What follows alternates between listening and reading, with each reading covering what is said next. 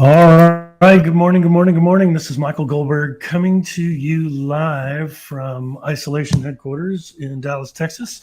And welcome to the LinkedIn Live Lunch Hour special edition with the YouTube man, the myth, the legend, Mr. Scott Simpson. How are you, sir?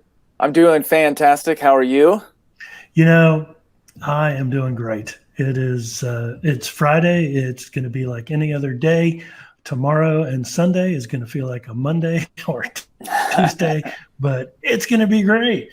At least the weather's been nice enough to at least get out and walk around and not in groups, but just kind of walk around the neighborhood, get some exercise, and that helps a lot, right? So my That's right. advice is if you feel cooped up, get out of the house. Just don't go in a large group of people and walk with people. Just go on a walk and you'll feel better. Hope everybody's doing healthy and or is healthy and is safe. That's the key here. So today we are going to be talking about quite a few things. We're going to be talking to Scott about YouTube because he is Mr. YouTube. I prefer on the LinkedIn side, and so we'll talk about the differences on both platforms because he does do some great video pieces on LinkedIn. We're going to talk about Video Marketing World, which he is the CEO of, and talk about this great conference that I actually discovered last year. Of course, it's going to be virtual this year, and then we'll riff on whatever we want to keep going on, right, Scott? So, Sounds good to me. why don't you tell everybody a little bit about yourself first, and then we'll kind of dive in. Awesome. Yeah, so I actually have a background in financial services, insurance and financial services. I was a Series 7 and 66 licensed financial planner back in 2007, right before the crash. And then the crash hit, and I was like, you know what? I got to do something else because this is not good for my health. And so I moved to. I'm getting some feedback here. Hold on just a second. Let me mute. I got to mute something here. Or did you do the YouTube? Was the YouTube volume up? Because I know you're going to answer questions on YouTube. Yeah. And I'm going to answer questions on LinkedIn. Okay. I think we're good. Okay. Yeah. So anyway, so I got out of financial services. I moved here to Dallas, and then my wife and I wrote a couple of books. They were personal development in nature. And we started speaking on those books, the principles in those books. So we go to businesses and organizations and in schools and really just try and teach people that they were capable of doing things that maybe they didn't think that they were capable of. So in 2014, my wife was pregnant with my son, and we decided, maybe it's better that we just stay at home and not do so much traveling, not go around and speaking to these groups. And so we took our message and put it on YouTube, and slowly but surely that turned into a business. I mean, it was, we'd get 10 views on a video and be like, okay, that's like a room of 10 people. And then we get 100 people on a video who are watching our videos. We're like, oh, that's a pretty good sized room. Then we get 1,000 and 5,000 and 10,000. We're like, this is a bigger audience than we've ever spoken to live. Let's keep doing this. And so we doubled down and I ended up bringing my whole family on our YouTube channel, and we turned it into a family vlog with an emphasis on personal development. And here we are now. We got 330,000 subscribers, had over 120 million organic views, and we've really just taken off with it and turned it into a business. And then last year I took over Video Marketing World, and it's been an awesome experience. I've gotten to work with businesses and teach them how to use YouTube and social video to grow their business, get more clients, get more leads, sell more products. And it's just been a wild ride, and here we are today. And I'm like, man, I'm so glad I got on YouTube because everybody's watching YouTube. We've doubled our views in the last few weeks.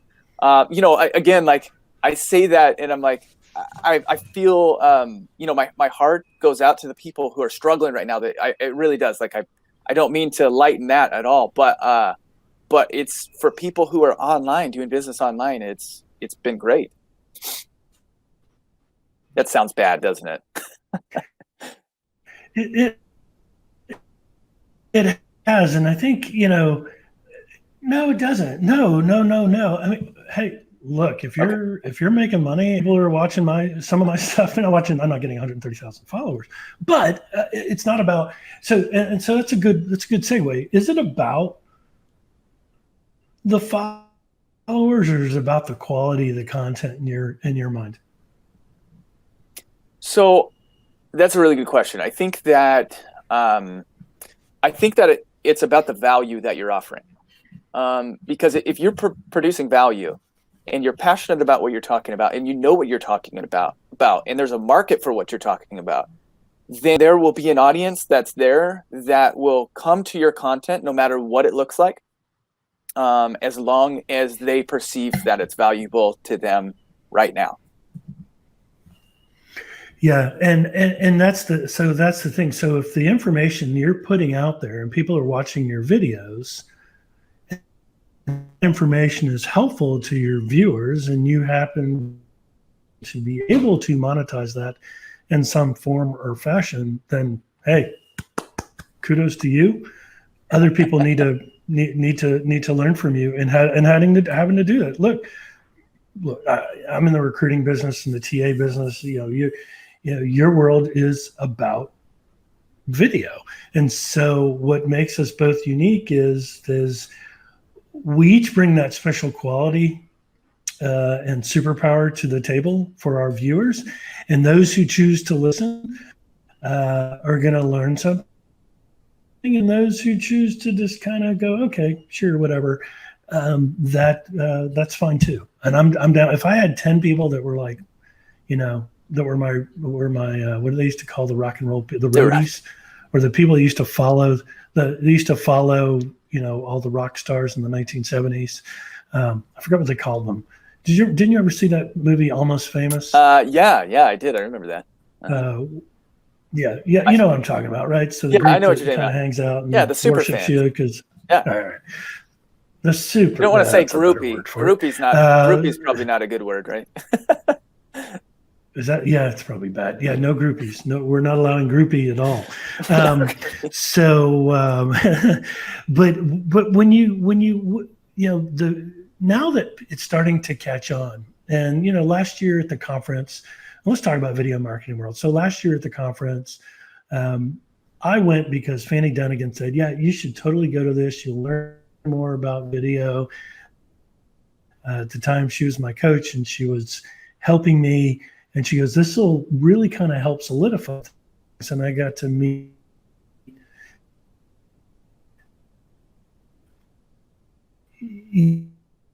you, Owen Video, Seth. I'm blanking on Seth's last name. Who does a lot of YouTube, has over 5 or 10 million followers. Oh, Scott. No. Tim Schmoyer? No, I think it was Seth somebody. It may be Scott. It may be Scott. Evan Carmichael. Evan Carmichael, that's it. Just like Scott, Evan Carmichael, right? But you had Judy Fox up there talking about LinkedIn. So I learned so much at that conference, and I'm on this mission to help grow that conference for you, because I believe that TA professionals, once we get back into the rock and roll world that we're so used to living in, needs to put themselves out there more on videos. So that now, and certainly if you want tickets, feel free to DM me on or just reply.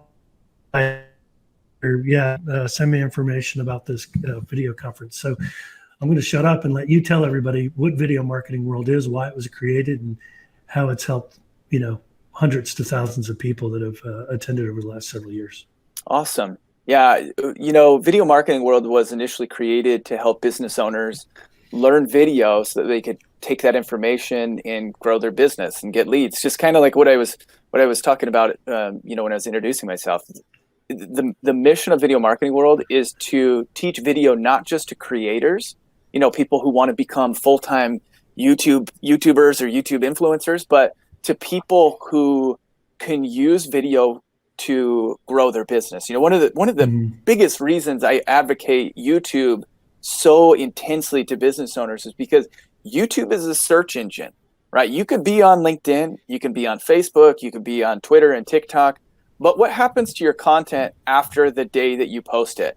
It falls down. You got to do the whole mile-long scroll in order to find your content.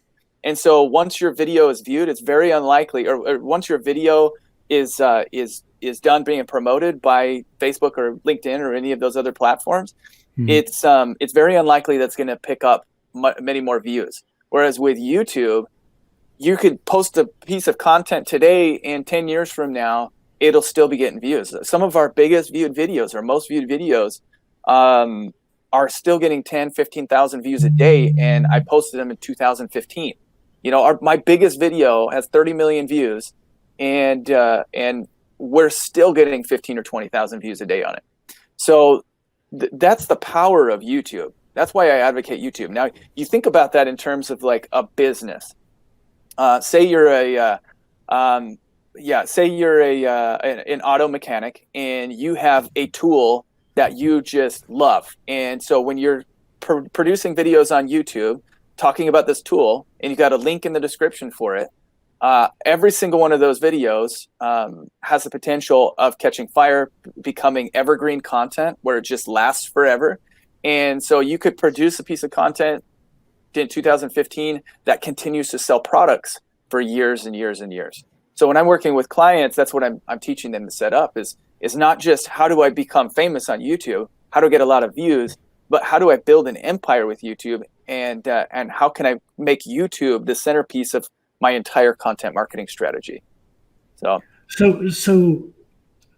let's talk to, because like you know that I'm huge LinkedIn, but and one of the things that Evan and I talked about in our short video was, and he said this on stage at the conference last year, start with your platform that you're most comfortable with. And if it's working, that's great. If you're getting the views, if you're building building up the algorithms on that social media channel of choice, then spot on. My question to him was, well, when is it time to make that change or to branch out to another one? So I'd like to get your opinion on that. And then, our CEOs, COOs, let's say from a recruiting standpoint, or, I do more recruitment consulting, but are CEOs and CFOs and COOs looking at that more than they're looking at LinkedIn? I'm curious. Looking at YouTube? Looking at YouTube more than they are LinkedIn. So from a business standpoint, I think that LinkedIn is a very powerful tool. I think that LinkedIn is a way to keep yourself front and center in the business community. And it's effective, it's building, it's growing. There's a lot of users on LinkedIn right now, and mostly in the, obviously all in the business category. But with YouTube is more about creating series of valuable content, where LinkedIn is you create some of that content as well. But it can be a little bit more with LinkedIn. You have a little bit more broad flexibility. YouTube for a business owner is where you go as the brain surgeon, you go as the super specialist, and then you create content on a highly focused category that you're passionate about. So say, you're let's use the same example. You're a car mechanic, and you have your LinkedIn profile, and you could produce some content about being a car mechanic, but you could also produce some content about being a business owner. You can produce content about financial well-being. There's a lot of things that you can produce content on LinkedIn, and you're most likely going to get the same audience over and over and over again. With YouTube, it's like Roger Wakefield. It's like Roger Wakefield, right? And what he did. Yes, yeah. And Roger, and he speaks on a variety of different topics now on LinkedIn when he does his LinkedIn Lives, and he interviews people and talks about all certain things. But when he's on YouTube, Roger talks about plumbing. And right. And so when you're on YouTube as a car mechanic, you go a mile deep in one subcategory of your category. So if you are the the dent remover, right? You talk about how to remove a dent out of your door panel on a Dodge Durango, how to remove a dent out of a door panel on a Toyota Camry. And you go a mile deep as the dent person, as in auto, as a car mechanic, and you become the expert of that one subject. And the more expertise that you can build, the easier it will be for you to grow. Now, when you grow and you've got 30 or 50 or 100,000 subscribers on YouTube, then you could branch out and start doing things a little bit more broad, because you've got a core group of super fans that will watch any of your content. But when you're starting, you become the master of one subject, and that's how you grow. And and that's how you grow quickly.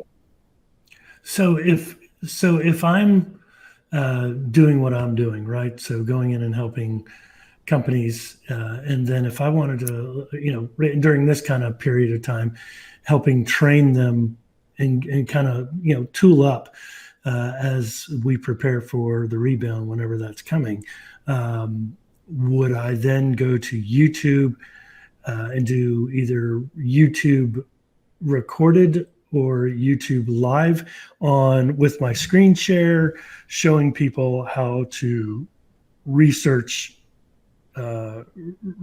companies that happen to hire the same type of people that I do.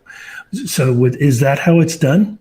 Does my question make sense? I think so. I think I'm getting it. Yeah. So you would create content. I wouldn't build a YouTube channel based off of YouTube Live. But you would create actual video content that are edited, and the pieces are edited and put together in a way that makes sense and has an easy flow, and you can get everything you need to said in 5 to 10 minutes, and then create series of videos that are based on a subject at a time. So talk about how to do research. I don't know the recruiting industry as well as you do. I don't know the subcategories, but again, it's finding those subcategories in your industry and then going a mile deep with it, and then having another subcategory going a mile deep with it, and then building your channel out with subcategories in mind. And then starting a new topic and doing the same thing. Yeah. So how long should those videos be, right? So LinkedIn, it's like, really no more than a minute and a half, 2 minutes. Some people do post their 5 to 7 minute videos on LinkedIn, but they're not getting watched. And they count a video being watched after 3 seconds. On YouTube, what's the average length of a video? And I understand you can go an hour if you want to, but what's the average attention span of a YouTube viewer? Is it the same as a LinkedIn viewer or a Facebook Live viewer or something like that, or no? So it's a little bit different with YouTube. YouTube is a video sharing platform. LinkedIn has video available, but it's not a video sharing platform. That's not why people go to LinkedIn. They don't go to LinkedIn to be like, hey, I want to look at some videos today. You go to LinkedIn to see what other people are doing, what's happening in the industry that they're following. If a video pops up, maybe they'll watch it, maybe they won't. YouTube has specifically trained their audience to watch videos for long periods of time, and they reward channels that have episodic type of content that leads to the next video, to the next video, to the next video. So YouTube is all about session time, right? How long can you keep somebody on the YouTube platform? And if you create videos that keep people on the YouTube platform for long periods of time, YouTube rewards you for that. So as far as an average video, I can't say what an average would be. It's probably between the 8 to 12 minute range. But you can have a winning channel with 4 to 6 minute videos. You can have a winning channel with 10 to 15 minute videos. Anything much longer than 15 minutes, I think, unless it's really good or very engaging, it's not going to do super well on YouTube for most categories. So when I'm working with clients one-on-one, what we'll typically start with is like the 4 to 6 minute videos to really button up their show format, create something that's a really solid piece of content that flows smoothly. And then as they're developing that core audience, then we start to increase the time so that way they can get up over the 10 and 12 minute mark and get the extra ad rolls, the mid-roll ads that come in, so they can increase the revenue that they're getting. and then build their channel up from there.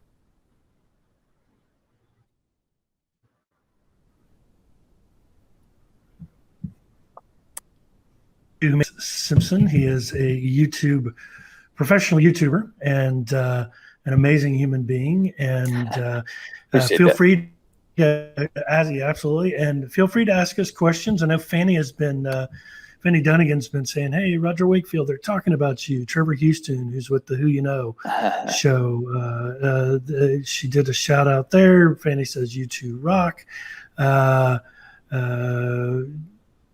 If I mispronounce this name, I'm very sorry. Geraldine Cecilia, thank you very much for joining the broadcast.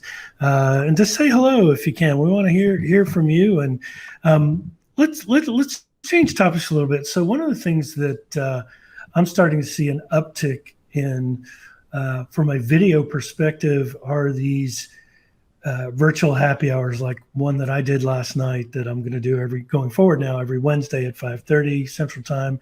So, and anybody can join, but it's bringing in that sense of community as we're all kind of locked down in our homes, or not locked down, but we're sheltered in place in our homes.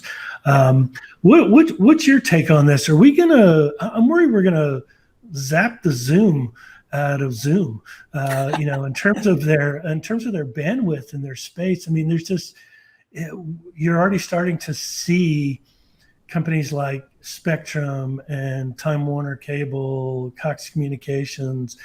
They're having trouble keeping up with the bandwidth demand from everyone that's working from home.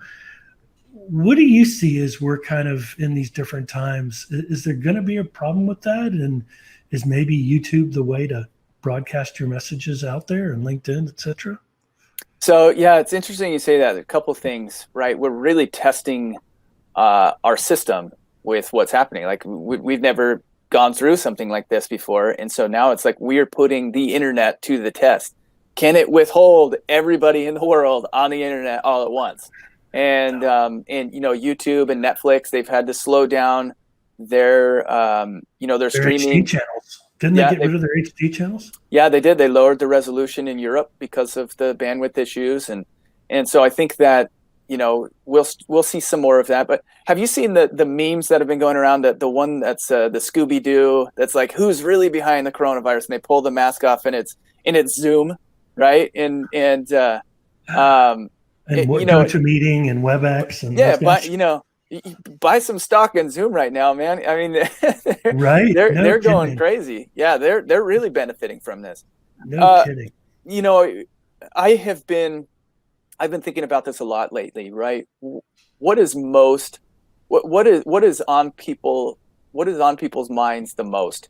And I think that what's going to happen is, as soon as the economy gets started again, we're going to see kind of a mini mass migration to the internet for jobs. There's going to be a lot more people who are going to be working remotely because, infectious disease and pandemics, they're inevitable. They're going to happen.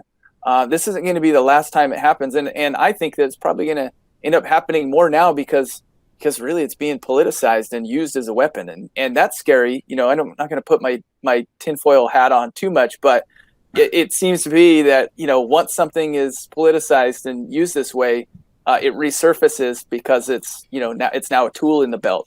So my thought is that there's going to be a lot more people who are going to be wanting to do business online. And so services like Zoom, GoToWebinar, Be Live, a lot of these other services where you can connect and use these programs to broadcast and to still have a sense of community and have, like you said, your happy hour events and things like that. I think they're going to just keep going up because people are going to realize that they were still able to do their jobs remotely. And everybody wants to work. There are very few people who are like, yeah, I want to take a 3-week vacation with my kids stuck in my house, right? It's like, I love my kids, but it's like, spending 24/7 with them for 3 weeks it's hard. It's not all like rainbows and butterflies. And yours are all like under the age of 10, correct? No, I have a teenager and a 12-year-old and then I've got 2 littles, 5 and 3. So, but still, I mean, it's like, it's hard. Like, being it's hard being the I don't know how to say this. Like it's difficult when you don't feel like you're producing value. And a lot of us, our identities are tied up in what we do for a living. And if I'm not working, I feel like I'm not contributing positively to the society or for my family. And so it's that's difficult for a lot of people right now. So anyway, my point is, I think that there are going to be a lot more people who are working remote and finding ways to do their jobs from various locations. Well, my kind of Nostradamus prediction is going to be that people will finally now prove that with tools like a Yeti microphone, a Logitech HD camera, with laptops, that they won't need to go back into the office. Now, the big thing is management trust and allowing their workers to have just a sense of opportunity to be more productive, be more creative, because they're not being interrupted by phone calls or being interrupted by people stopping by their desk to say hello or to ask them questions. So my prediction is that the commercial real estate industry is going to suffer a little bit because employees are going to rebel against their employers to say, I had to work from home and I was twice as productive, got more work done, found more people, whatever you do for a living. So that's my prediction. I think these co-working spaces, are they going to be still around? I don't know. But the beauty is you and me and anybody that's watching this or anybody who watches on the rerun, we can now produce videos from home. We can do a lot of things out of our homes. So that's just my 2 cents. All right. So I got a question here from my friend and partner in crime up in the Massachusetts area, Mr. Michael Neese. Hello, and thanks for joining us. He goes, what are the key settings to include when setting up a YouTube channel for a business? The key settings. What are the keys to success, Michael? If you want to clarify, let us know. But yeah, so keys. So I'll give you some keys to success. While Michael is, if he wants to clarify that a little bit more, that'd be awesome. Mm-hmm. But the keys to success are making sure that you have a category that is in demand, for one, and almost every category is in demand as long as you know what you're looking for. So one thing that we see a lot of people make mistakes with on YouTube is that they get on YouTube and then they start creating content based off of things that they think that people are wanting, rather than actually doing the research and finding out what people are looking for and then creating content based off of that. So for example, like a lot of creators will get on YouTube and they'll be like, I'm thinking that I want to make a video on this today because it's been on my mind. And then without really putting much thought or research into it, then they create that piece of content and it falls flat. And then they're like, hey, look, YouTube failed me. It's not giving me any views. But in reality, nobody was searching for that content.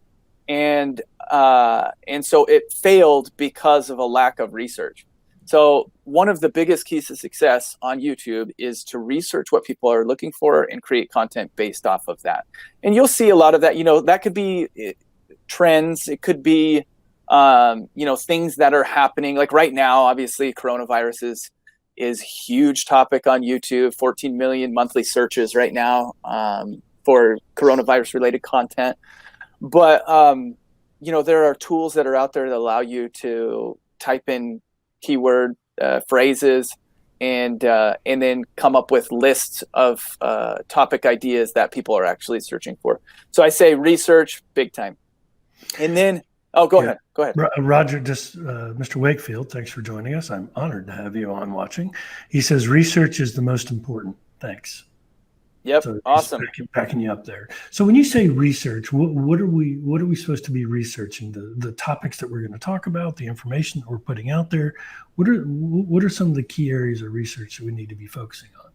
Yeah, so what we're searching for is you're researching the keywords that people are actually looking for. So, like if somebody is looking for, so for example, I can't screen share, and I don't want to, I don't want to, go through a long, drawn out, I can boring thing. screen share if you want, No, but it's okay, it's okay. Essentially, like, so I use the vidIQ keyword research tool, and the reason that I use that is because when I search a topic, it will come up with a list of related keywords that are all somewhat related to that topic, or they're based off of what people are searching. They're searching for coronavirus, but they're also searching for clinical trials, and they're also searching for vaccines, and they're also searching for how can I survive coronavirus with vitamin C? Like all of these things that are kind of hot button topics right now. So just having that information as to what they're searching for allows you to make informed decisions on what you should base your keywords on, what you should base your title, what keywords your title should be based on that have the best opportunity for success as you're moving forward. so Michael, the guy who asked the question, and myself, Yeah. we're both recruiting and interviewing. Like I told you before we jumped on the call, that I'm going to help small to medium-sized businesses focus on succession planning and help them build out those succession plans and long-term workforce plans. So we would go to vidIQ to research what those keywords of what people are searching for. Is it going to spit out those keywords, or is it like almost like going to Google AdWords and doing the same kind of thing to get more information? Am I making sense? Yes, yeah. So what I would do is I'd go to vidIQ, and the first thing that I would do is I would type in business recruiting into their keyword tool. Mm-hmm. And then it'll give you a list of keywords that are potentially related to business recruiting that you could then look through and say, okay, this is a good keyword based off of search volume, based off of the competition score that it gives you, and then you can categorize those keywords into different like lanes, into different series. And so if there's something about business recruiting, tips or tricks or something like that, then you make a series of videos on all of the business recruiting tips that you can provide, and then that becomes the business recruiting tips becomes the keyword that you use in each one of those titles. It also becomes the title of the series, and so anytime somebody searches keyword tips, you are more likely to pop up. So another example is I'll just talk about one of my clients, Roy Ponder. He's a self-taught weatherman here local in McKinney, and he's been doing it for like 30 years. He's a phenomenal guy, knows his stuff. But one of the things that we did with him was we said, hey, Roy, who's your biggest competition? Well, it's the Weather Channel, the National Weather Channel. And I said, why don't we do this? Because people are searching for Weather Channel so much. Let's put Weather Channel in every single one of your titles and see what happens. And he did that. And after a few weeks, he started really getting some traction. And then after another week, we pulled up the keyword Weather Channel, and Roy ranked number 1 and number 2 position for Weather Channel. And then the Weather Channel was underneath Roy. So he outranked the Weather Channel just based off of the keywords that he was putting into his titles. But that's the strategy that you need to use on YouTube, because it's all about search. Whereas, some like LinkedIn is all about having as many posts as you can so that you get as much exposure, obviously while still producing value. But you need to have placement. You need to have that. You need to have your face in front of people all the time on LinkedIn or Facebook or Instagram in order for the algorithms to continue to pick up on you, and for you to not get lost in the fray of what everybody else is posting. So YouTube search. All right. Well, yeah. I mean, that's. I wish we could do. We'll have to do another one of these. Maybe do a YouTube channel. So here's my question: are there YouTube videos by the famous Scott Simpson on how to set these things up, how to use vidIQ? Are those resources available out there for free, or do they need to be engaging with you as a coach or consultant, however you best want to put it, to help them build out their YouTube channels? So that's a good question. So no, not yet. So I'm working on a new YouTube channel, actually with my cousin. My cousin is he's got a just passed 1 million subscribers on YouTube, and we're building out a whole new YouTube channel based off of training. And but with the Video Marketing World Online Pass, if people want to come to Video Marketing World Online, we are also including in that ticket price access to our entire training series.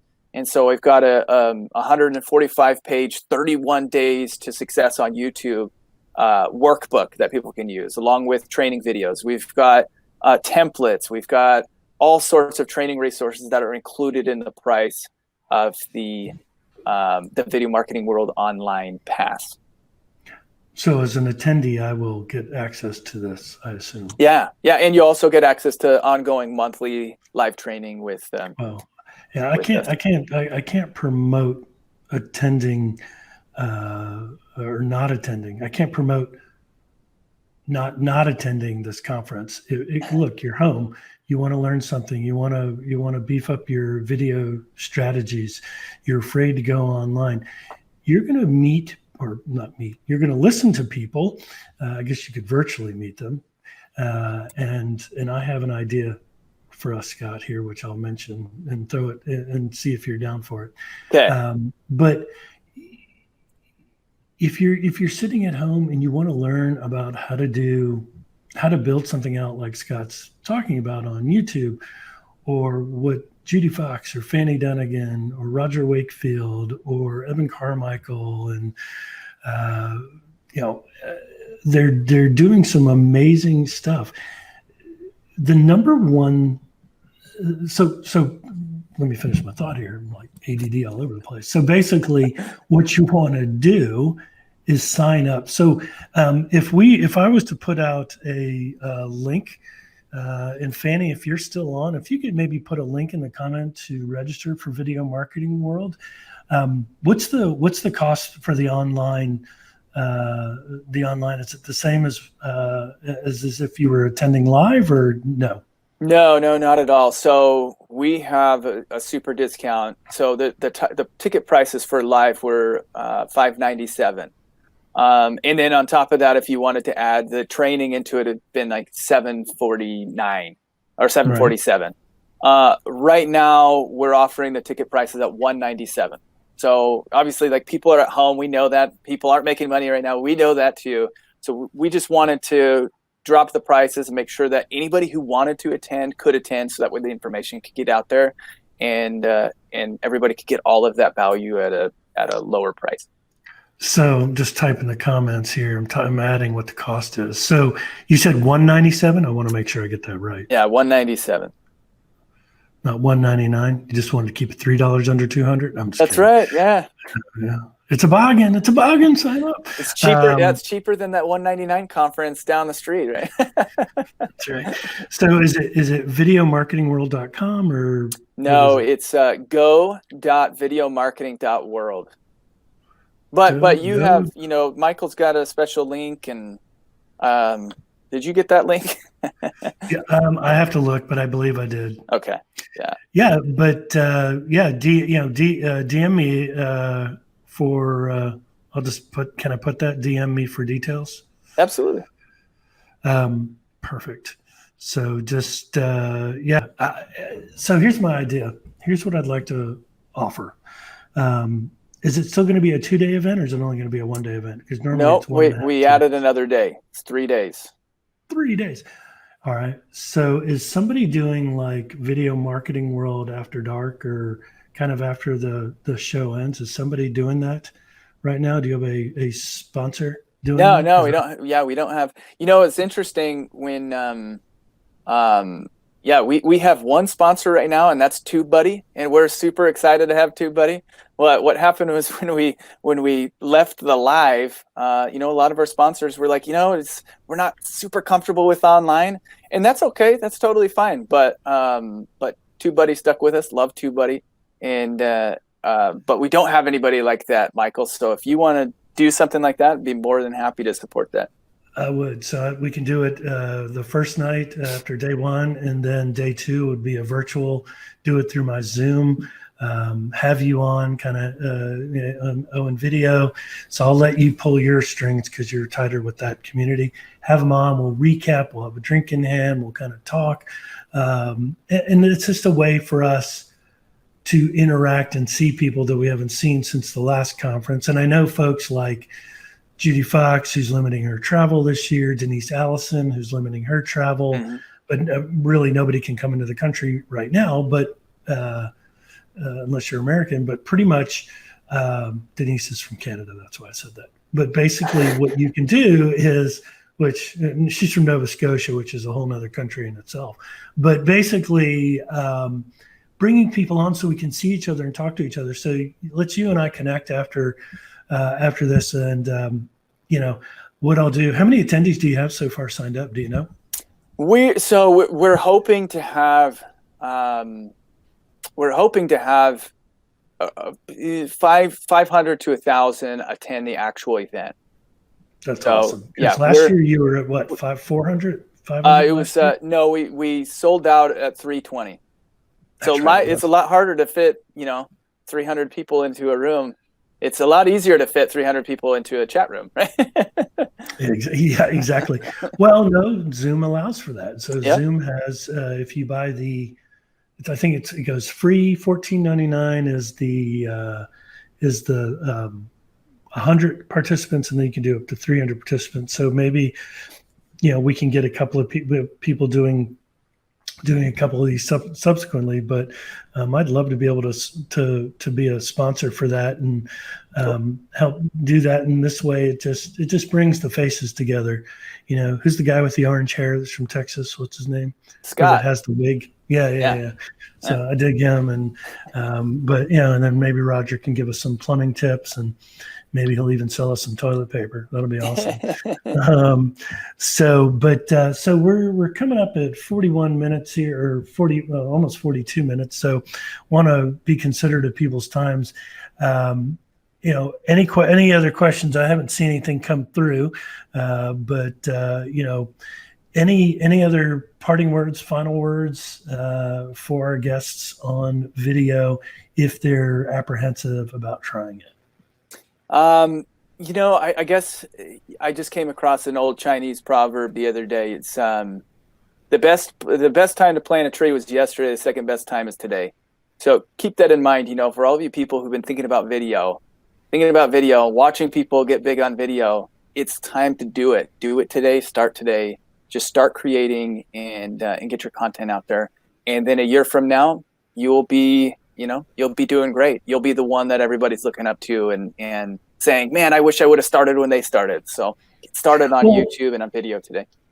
Well, and you bring up a good point, because allegedly, and I think because of the pandemic, it's been moved fast forward, that if you're not doing video, even things like this that we're doing right now, that by the time you decide you want to do it, you're going to be too late. And I think by summer, if we're all still stuck inside, or at least stuck inside, working remotely, that video will begin to reach its peak sooner than most people predicted, don't you think? Or do you think there's enough room on all platforms for everybody to have a spot on video?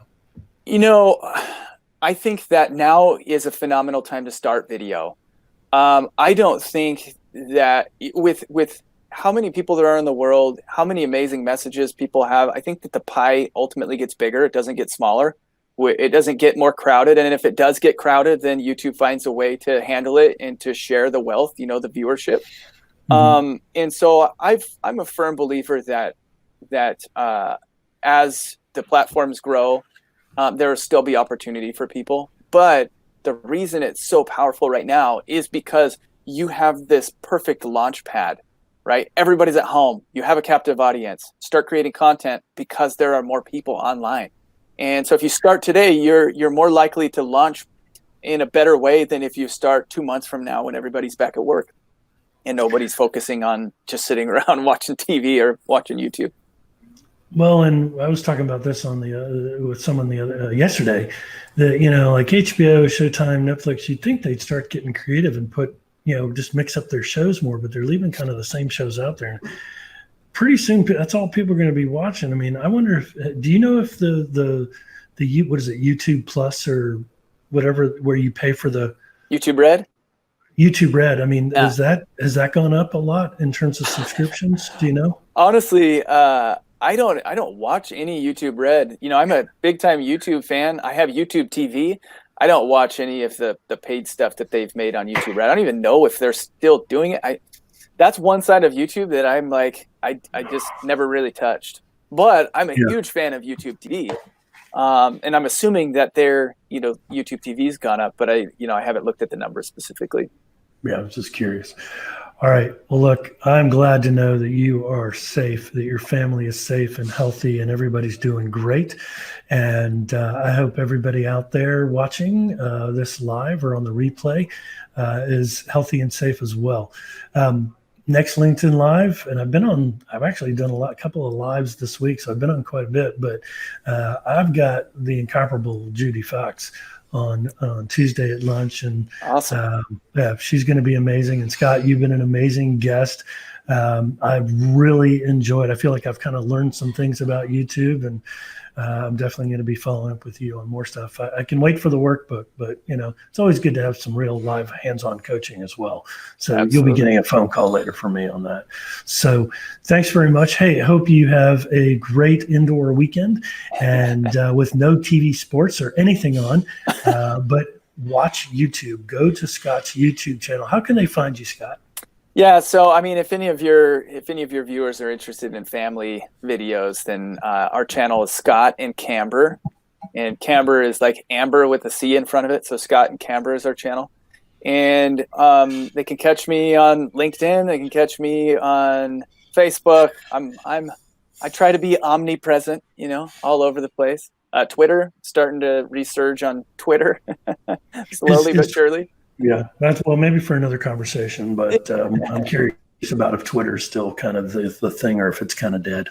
Got its crowd. Yeah, ain't like the YouTube. Yeah, super that's cool. right. The super cool kids in YouTube. Right? Hey, it's been great having you on. I wish you nothing but the best. And you too. You and I will be talking soon. I can't wait for Video Marketing World. What's the dates? I forgot to ask. What are the dates again? April 23rd, 24th, and 25th. And the way that we have it set up is we're going to have our presenters present. They're pre-recording all of their sessions, but they're going to be live in the chat.